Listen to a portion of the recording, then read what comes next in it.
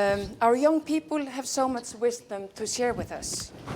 Hundreds of children from all over the world have participated in the G20 Interfaith Forum's initiative that seeks adolescents' perspectives on how education can contribute to healing and well-being in the world. One of those who participated is Ella Gregory.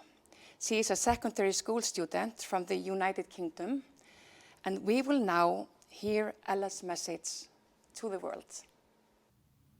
Hi, my name is Ella, and today I'm going to talk about a personal and relational practice that I believe can bring us towards a more loving world. I believe that this is a practice that is, in my own life at the very least, essential.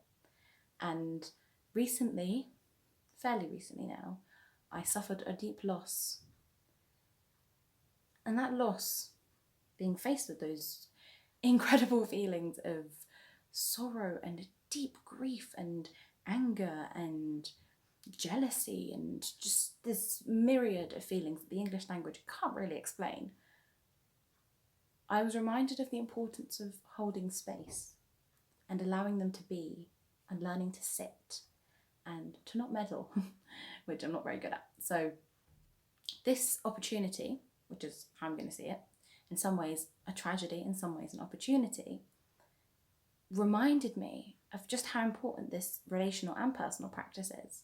And I think that often we talk about holding space, we talk about other people, and I think that's incredibly important. In fact, I think it's fantastic to be able to hold space for another person. I think it's one of the most beautiful things we can do or not do.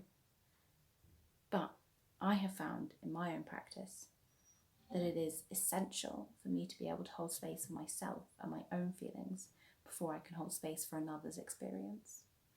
So I'm excited to share this with you, and I'm very excited to invite you to try it. This is the practice of holding space. Often when we talk about the practice of holding space, we think about it in terms of other people. But in my opinion, in order to hold space for other people, we must hold space for ourselves. I believe that a loving world is one in which we can hold space for discomfort, for pain, for opinions we disagree with, for people who hurt us, and for people we just don't like. I think a loving world is one where we can sit with all of this and simply rest. I think that in those moments when life is painful and when life gets tough, that's when love is truly tested, and that's when love's strength comes through. And sometimes I think we think of holding space as creating an emptiness, and we equate that emptiness with nothing. But actually that emptiness, that space is everything. It is love, it is joy, it is peace. And when we are able to hold space, our pain becomes a pathway to peace. It becomes a pathway to living a truly loving life. Holding space for me has been something that has been incredibly important and a way that I can embody love in all aspects of life.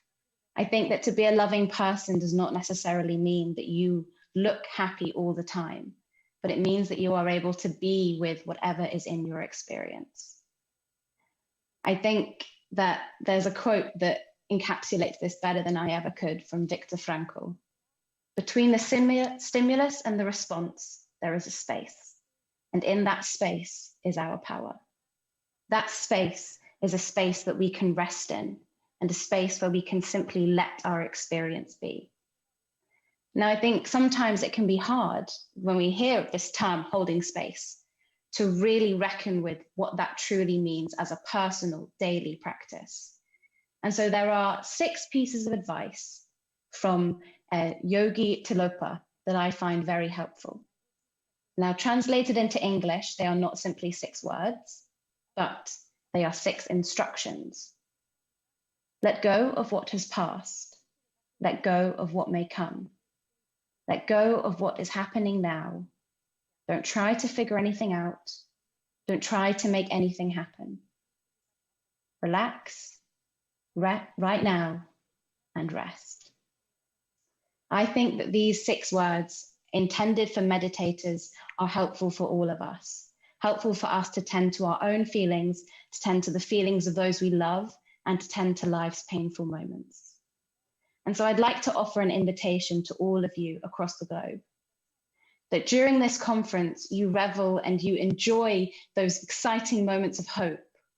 But in moments where someone says something that you don't quite agree with, or you feel discomfort and you feel pain, don't run away from it. Don't resist it and don't repress it. Rest in it. I believe that if we can all practice this on a personal level, it seeps out into our world. We are able to be compassionate and attend to others in a way that simply allows them to be as they are. And I believe that that is one of the ways that we move towards a more loving world. Thank you.